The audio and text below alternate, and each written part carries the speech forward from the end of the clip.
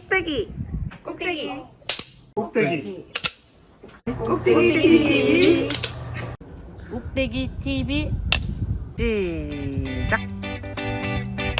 꼭대기 TV 해야지. 나 그런 것도 안 나와. 시작. 꼭대기 TV 꼭 알리는 시작 꼭대기 TV 쉬면서 시작. 꼭대기 TV.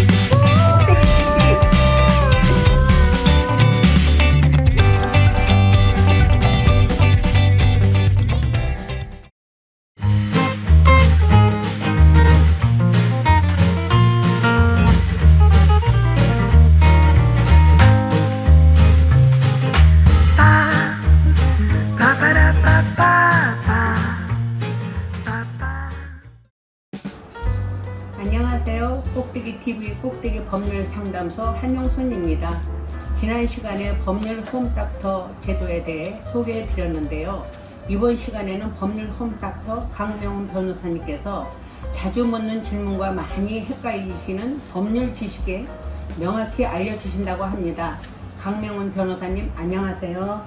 네, 안녕하세요. 오늘은 제가 그동안 여러 사례들을 접하면서 자주 묻는 질문사항과 많이들 헷갈려 하시는 법률적 문제에 대해 설명드리고자 합니다.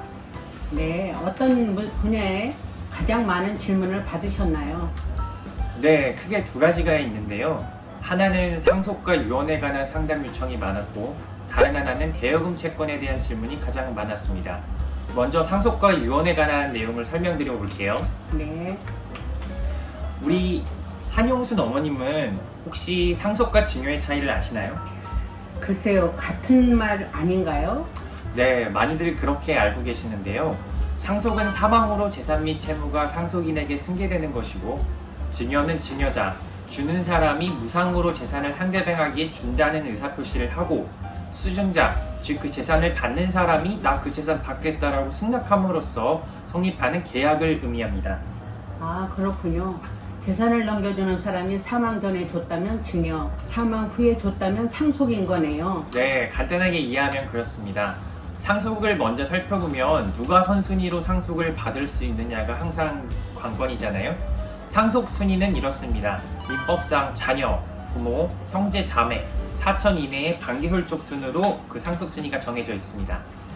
피상속인에게 배우자가 있을 경우 직계비속과 직계존속의 규정에 의한 상속인이 있는 경우에는 그 상속인과 동순위로 공동 상속인이 되고, 없을 때는 단독으로 그 배우자가 단독 상속인이 됩니다. 아, 그렇군요. 상속 순위가 그렇게 정해져 있군요. 그렇다면 각 상속자가 받을 상속 비율은 어떻게 되나요? 네, 법정 상속분은 동순위의 상속인이 수인일 때는 그 상속분은 균분으로 하는데요.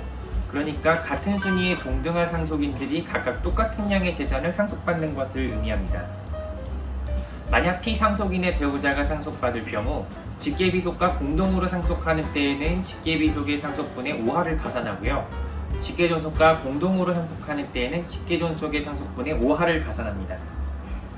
아, 그러니까 예를 들어 어머니가 사망하셨을 때 아버지와 자녀가 공동 상속자가 되고, 이때 아버지는 자녀의 상속분의 5할을 더해서 받는다는 말씀이시군요. 네, 맞습니다. 상속 재산이 7천만 원이라고 했을 때 상속 비율은 1대 1대 1.5가 되거든요. 0.5를 가산해서 여기에 2를 곱하면 2대 2대 3이 되겠죠. 그러면 분모는 2 더하기 2 더하기 3에서 7분의 2, 7분의 2, 7분의 3이 됩니다. 아까 말씀드렸다시피 상속 재산이 7천만 원이면 2천만 원, 2천만 원, 3천만 원 이렇게 상속 지분이 결정됩니다. 아, 그렇군요. 그럼 세금을 조금 덜 내는 방법은? 그러니까 공제를 받는 경우는 없나요? 네. 상속대가 공제가 가능한 경우는 배우자 공제 등 여러 가지 항목이 있습니다. 증여세 공제가 가능한 경우는 자녀나 배우자 등에 대한 비과세 한도가 있으니까 자세한 부분은 법률 전문가의 조언을 받으시면 될 것 같고요. 또 하나 말씀드리고 싶은 것은 상속포기나 상속 한정 승인 제도가 있습니다. 상속포기는 일반적으로 상속받을 지분을 제가 포기하는 걸 의미하는데요. 쉽게 설명드리면 폭탄 돌리기랑 약간 비슷합니다. 제가 상속 지분 받을 거를 포기하면은 후순위 상속인에게 넘어가기 때문에 항상 상속 포기하실 때는 이 점을 염두에 두셔야 되고요. 상속 한정 승인은 보유한 재산 범위 내에서만 상속을 받는 것입니다. 그래서 일반적으로 빚이 많은 경우에 상속 한정 승인을 하게 됩니다. 둘 제도 모두 사망 후에 3개월 내에 하는 것이 원칙이기 때문에요. 항상 이런 기간 제한을 염두에 두실 필요가 있습니다. 네, 잘 알았습니다. 상속과 증여의 차이도 알고 상속과 증여 시 가장 궁금했던 내용들을 알 수 있었습니다.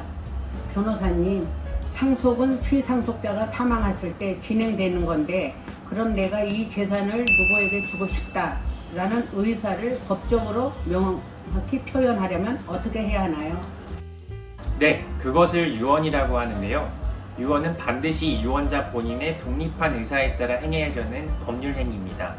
법적인 의미의 유언이란 유언자가 유언 능력을 갖추고 법적 사항에 대해 엄격한 방식에 따라 행하는 행위를 의미합니다. 유언의 방식에는 민법에서 정하는 5가지 방식이 있습니다. 자필증서 유언, 녹음 유언, 공정증서 유언, 기밀증서 유언, 구수증서 유언이 있습니다. 각각의 요건이나 어떻게 진행되는지에 대해서는 변호사 등 법률 전문가의 조언을 받아서 진행하시면 될 것 같습니다. 유언 방식도 여러 가지가 있네요.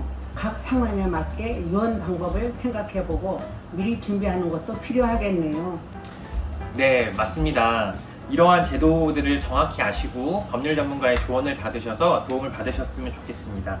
그리고 추가로 설명드리자면 유류분 제도가 있는데요. 유류분 제도란 유는 유가족을 의미하고요. 유는 잔류하다 할 때 유루, 남기는 것을 의미합니다. 분은 몫을 의미하고요. 그 의미를 해석하면 유족을 위해 남겨야 하는 몫을 의미합니다. 그 피상속인의 경우 본인이 살아생전에 내 재산을 내 맘대로 처분하겠다 이런 생각을 가지실 수 있는데요. 물론 그런 주장도 일견 이해가 되지만 현재 민법상으로는 이러한 유류분 제도가 있기 때문에 제한이 걸린다는 점 기억해 두실 필요가 있습니다. 네, 이렇게 상속과 증여 그리고 유언에 대해서 알아보았는데요. 듣고 보니 왜 많은 분들께서 헷갈리시고 질문을 많이 하셨을지 이해가 갑니다. 다음 시간에는 대여금 채권에 대해 변호사님께서 자세히 알려주신다고 하니 다음 시간도 기대해 주세요. 변호사님 수고 많으셨고요. 그럼 다음 시간에 뵙겠습니다. 감사합니다. 감사합니다.